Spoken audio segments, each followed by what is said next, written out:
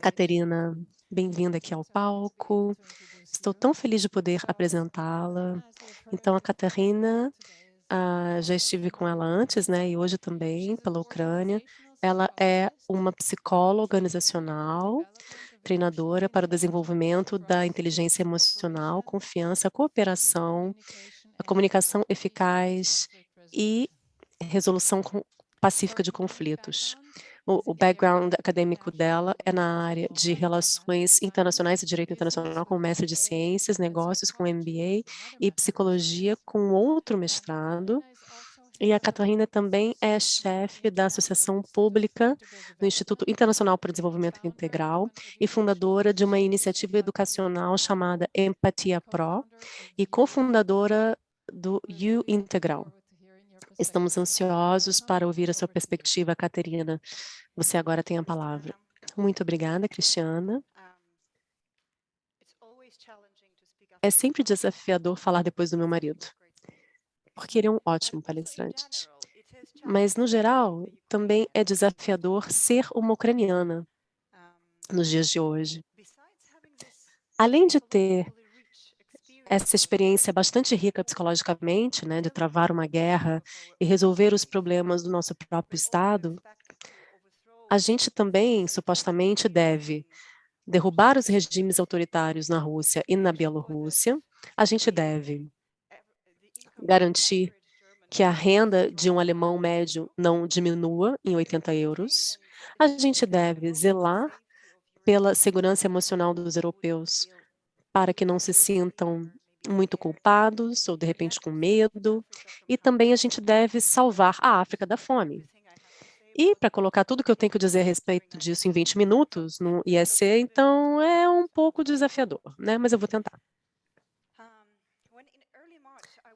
Quando no início de março o Bence me pediu para fazer o keynote aqui nessa conferência, eu estava literalmente fugindo do meu país natal. Então eu gostaria de convidar vocês brevemente a ver como foi aquele dia de 24 de fevereiro para mim e fazer com que vocês sintam como foi comigo. Então, eu acordei aproximadamente às 4:30 da manhã, por causa das explosões. Eu acordei a minha casa, inclusive o filósofo famoso Alexander Filomenkov, que estava como convidado na nossa casa. E eu comecei a olhar as janelas. O problema com a nossa casa é que ela tem um jardim, um pátio interno, junto a um edifício do Serviço de Segurança da Ucrânia. Ela compartilha essa parede. Então, ver o que estava acontecendo lá, eu percebi que a gente tinha que esperar que, né, os prédios fossem compartilhados. E a gente, de repente, teria horas, de repente, nem dias, né? Essa era a impressão que eu tive. Então, eu me lembro desse estado um pouco alterado de consciência. Eu comecei a absorver o espírito da minha casa, senti o cheiro, realmente. E aí eu fui para a varanda, olhei a rua Vladimir e o domo da Catedral de Santa Sofia, o Golden Gate, e comecei a sentir o cheiro das paredes da minha casa. Comecei a tomar imagens mentais da minha biblioteca linda, com todos os livros do Ken Wilber, as lindas pinturas do artista integral Gaia Orion. E aí, o Comes Latins do Ken Wilber, a gente tinha um clube intelectual alguns dias antes de começar a guerra, e ali tem o Alexander Filomenkov, que estava ligando para a esposa dele. E à tarde, nós estávamos saindo. A gente pensou, nós somos civis, né, com 6 crianças, a gente não tem nenhum treinamento militar para prestar a serviço, a gente seria só mais um ônus no exército, então a gente pensou que seria melhor sair. Então a gente disse tchau para o Alexander, e na verdade ele vai até dar uma palestra hoje da nossa casa, da casa dele. E em alguns minutos nós dirigimos em relação à European Square, e eu tomei essa foto, eu não sei durante quanto tempo essas bandeiras estariam ali. Nossa próxima parada foi Vinnytsia. A minha avó se recusou a sair do país, então a gente precisava chegar lá, que é 270 quilômetros de Kiev. E a mesma coisa, né, que aconteceu comigo lá. Esse mesmo estado um pouco alterado de consciência, absorvendo as palavras, eu no centro ali, com 2 anos de idade, e depois com 16 anos, encontrando o presidente Clinton na última visita que ele teve na Ucrânia no papel de presidente, e eu fiz uma palestra junto com ele no Mikhail Square. Meus filhos, meus pais, nós deveríamos passar a noite ali na casa da minha avó, mas a gente não conseguiu por causa disso.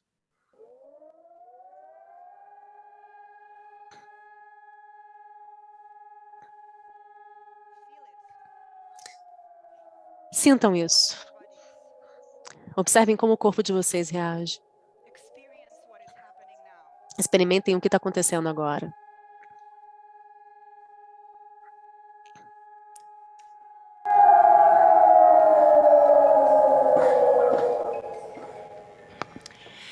This is a sign that Isso é um sinal de que a morte está viajando em cima das suas cabeças e caçando, ou você ou outra pessoa, mas certamente está à caça de alguém. E também é um sinal de que você precisa ir para o porão ou para um abrigo antibombas. Nós não sabíamos para onde ir numa cidade estrangeira. Em Vinícius, a gente não conhecia, então a gente decidiu se arriscar e sair no meio da noite. E esse foi um dos momentos mais tristes da minha vida, dizer tchau para minha avó, não sabendo se eu a veria novamente. E ainda não sabendo se eu ainda vou vê-la novamente. E aí houve dias e engarrafamentos e 48 horas em uma fila para cruzar a fronteira. Mas acreditem, ainda foi muito melhor do que, né, o caso de muitos dos meus compatriotas, a maior parte irmãs que estavam viajando assim, dessa forma, que nem está no slide. Então, quando nós ficamos em Vilnius, eu dediquei a minha vida para 3 coisas. Em primeiro lugar, ajudar as mulheres ucranianas, crianças e até uma escola em Kharkov para estar bem. E depois levantar fundos para a Ucrânia e coordenação de apoio humanitário. A cada manhã, eu me conectava a uma rede de ajuda mútua, reagindo às necessidades prementes, não sabendo para onde isso ia me levar, e realmente sem saber se as ideias e as coisas iam acontecer no final das contas. Vocês, né, de repente, podem achar que esse trabalho não pago é estranho ou não estruturado, mas na verdade ele é muito eficaz. E é assim que a maior parte dos meus conterrâneos agora vive e trabalha. A terceira coisa que eu comecei a fazer é visitar reuniões como essa daqui, conferências, já que eu trabalho com comunicação não violenta e eu sou mediadora profissional, a maior parte dessas conferências contém as palavras paz, diálogo, no título ou subtítulo. E a maior parte delas eram chamadas e foram reunidas devido à crise na Ucrânia. No meio de maio, eu fiquei tão frustrada com o que eu detectei em termos de tendência nessas conferências que eu me senti doente, literalmente, eu perdi a voz. De repente foi devido a um vírus, de repente foi devido à raiva e um sentimento de impotência que eu senti. E é isso que eu gostaria de falar para vocês agora. Eu queria falar com vocês a respeito de alguns pontos cegos que eu vejo na nossa, porque eu compartilho, eu faço parte também, na nossa círculos, né, de consciência altamente intelectuais e que se reuniram para falar sobre a Ucrânia. Geralmente sem saber muito nem sobre a história, nem sobre a cultura, nem sobre as necessidades e com frequência nem convidando ou consultando os ucranianos. Então, há algumas coisas que eu gostaria que vocês soubessem.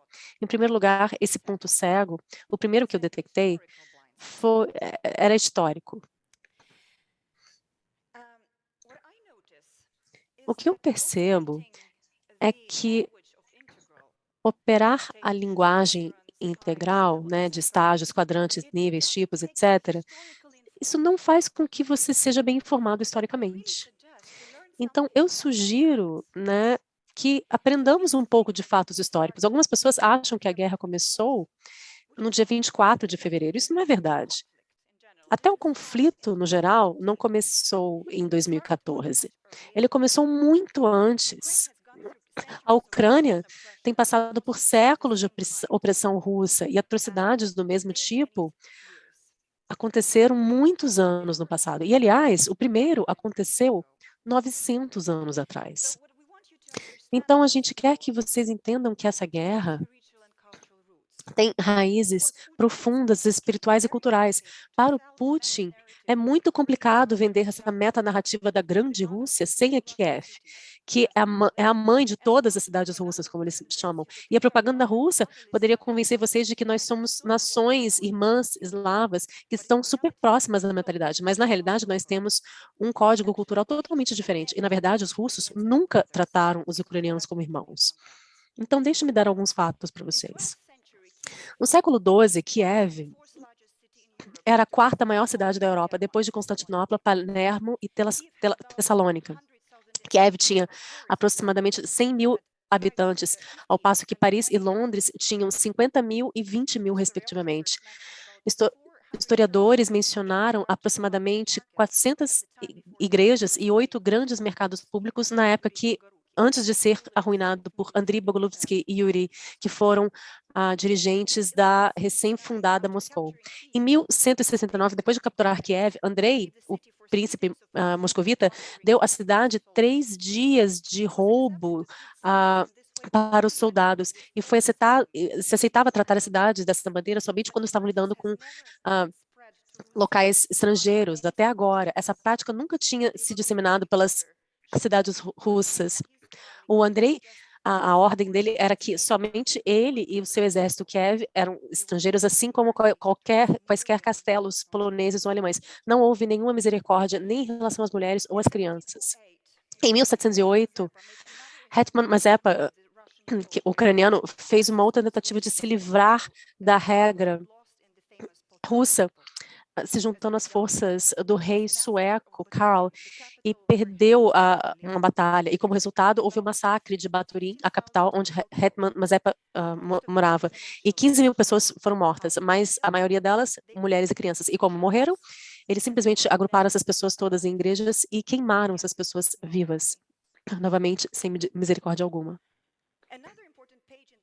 Uma outra página importante na história das relações entre a Ucrânia e a Rússia foi a escala de Stalin, né, de um genocídio de 1933. De 7 a 10 milhões de ucranianos morreram, mais do que os judeus, aliás, na Segunda Guerra Mundial. Isso sem mencionar séculos da proibição da linguagem e cultura ucraniana, fazendo com que a elite intelectual ucraniana fosse morta. E agora vocês podem ver Barajanka, Irpin, Bucha, Mariupol, e alguns de vocês ainda estão surpresos. Nós não estamos surpresos. A gente conhece essa letra. E isso definitivamente não é a maneira como irmãos são tratados. Então, sem saber a história e o contexto, e tentando agir como boas pessoas, e tomando distância em relação à meta-perspectiva, sem fazer um zoom nas nuances, mas tendo um viés de tentar ajudar, sem ser capaz de lidar com as próprias frustrações e impotência, chamando os ucranianos de traumatizados e sem capacidade de conectar com a nossa raiva, estimulando a paz, diálogo e perdão para que volte ao normal, isso é um outro grande ponto cego dos chamados círculos conscientes. Eu, pessoalmente, digo que isso ou é ignorância ou arrogância, ou uma forma de desvio espiritual. Então, um grupo de colegas recentemente fez uma declaração pública chamada 7 pontos a respeito da guerra e do diálogo através de mediadores e facilitadores ucranianos.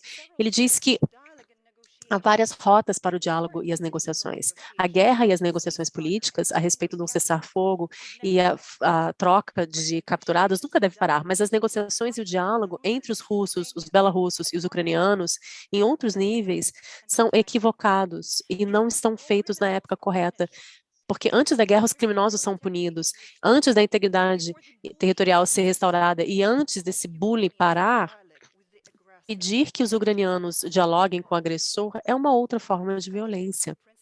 Ele contradiz o princípio de não causar dano e é manipulador por sua própria natureza. Durante essa guerra, eu descobri algo importante a respeito de mim mesma. Eu percebi que eu posso matar. Se eu precisar proteger a vida, eu faria isso. Será que eu tenho raiva? Não. Eu faria isso com amor. Literalmente, sem vingança. Com paz no meu coração. Vocês podem chamar isso de com amor. Então, há algumas frases sobre as quais eu gostaria que vocês pensassem. Querer uma paz desesperada nem sempre faz com que você seja bom, nobre ou maduro. A guerra nem sempre é pré-moderna. A paz nem sempre é pós-moderna, sem mencionar integral. Respectivamente, a disposição para lutar não faz com que um indivíduo ou um grupo seja vermelho. O desarmamento não leva à paz. Com mais frequência do que não, é o contrário. Os pacifistas geralmente não param guerras. Com mais frequência do que não, os soldados é que fazem isso. Estou relembrando as palavras do Dr. Martin Luther King Jr., que ele diz que o poder sem o amor é abusivo e o amor sem o poder é sentimental e anímico. O poder no seu melhor é o amor implementando as demandas de justiça e a justiça no seu melhor é o poder corrigindo tudo que fica contra o amor. Eu quero que vocês entendam a essência, né, do que é essa guerra e como ela se relaciona a cada um de vocês. Não é só uma guerra existencial que os ucranianos estão lutando contra o Putin para sobreviver e se livrar de séculos de guerra. Não é só uma guerra para lutar pela regra do Estado, liberdade, dignidade democrática. Na verdade, é uma luta de civilizações, é autoritário versus democrático, poder versus power over, horizontal, estruturas heterárquicas, voluntários, sociedade cívica aberta, com a mente aberta, com o coração e a vontade, nos termos do Otto Scharmer, contra uma sociedade que está verticalmente organizada, na sua maioria, sem poder, mentalmente, emocionalmente e espiritualmente, sem sentir nada. É uma guerra da sociedade com uma mente coletiva autoautoral, nos termos do Bob Keegan, e virtudes múltiplas contra uma sociedade que uma mente impulsiva e socializada absorvida pela propaganda. Então, é um país que abriu as mentes dos corações da Europa, né? E até pessoas que estão agora abrigando ucranianos.